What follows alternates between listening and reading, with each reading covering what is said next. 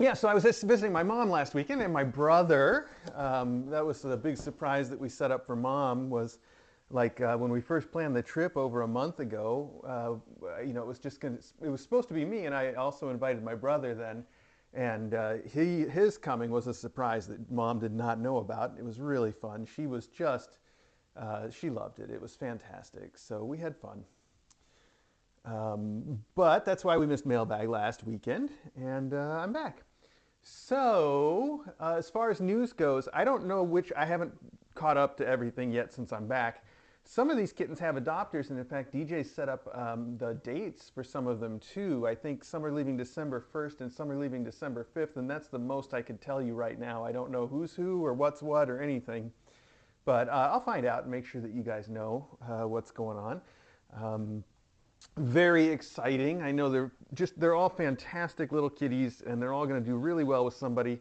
And I think I have to be especially glad that I know stepson is getting adopted with his mom, and that should be really fun because obviously she has a lot of fun with her kids still, and stepson is the one that's the most like Tommy-like is what I would describe him as. Like he is still got some lessons to learn as far as not getting too rambunctious. He's just always like the most active, the most bitey.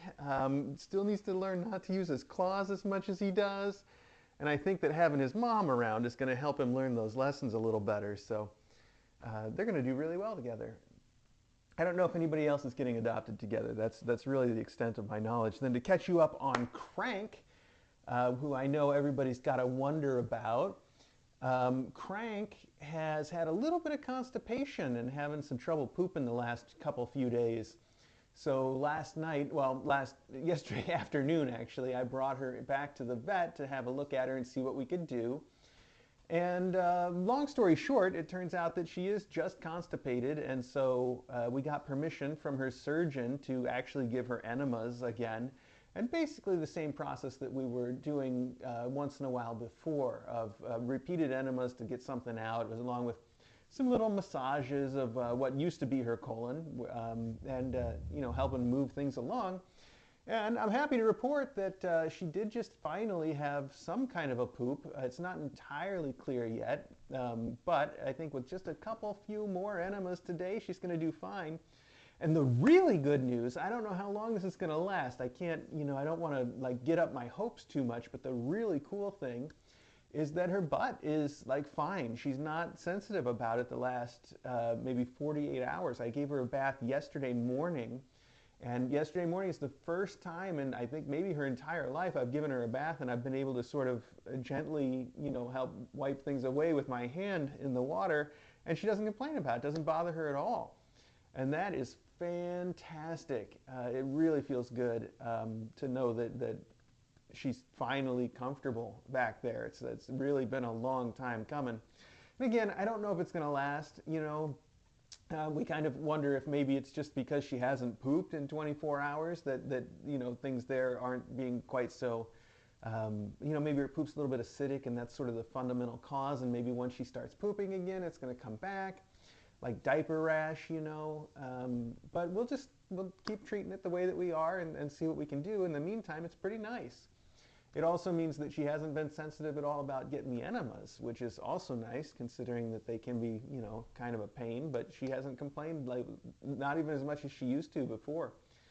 So that's really cool, and I've got my fingers crossed that that's progress that we're going to maintain, and it's not just going to go back once she gets back on a poop schedule. But other than that, she's doing really well. The doctors, I think, and us too, we're all a little bit concerned about the fact that she's so small. She's just so far under the size that any kitten her age would be.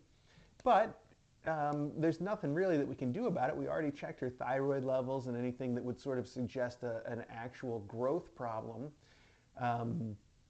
So it's probably just, her doctor was sort of describing her as like a big old bag of genetic defects, which is, we know that. We know that she's got probably a lot of congenital issues, ones that we can't even identify. There's no way to sort of go in and look for that stuff yet because she's so small. And because a lot of this stuff, we don't really have good ways of looking for. We just sort of, see it by its symptoms. So, aside from just knowing, yeah, she's got a lot of genetic issues, we can't necessarily be any more specific than that. But we do think that her stunted growth is more down to the fact that her gastrointestinal system, she's not absorbing all of the nutrients the way that a cat might, probably. Although she doesn't seem like she's, malnutrition or anything. And we're supplementing her now with B12 because we saw that that was a little bit low. So we're keeping an eye on her, stuff, using blood work and just trying to sort of maintain for her. And the bottom line is that she's happy.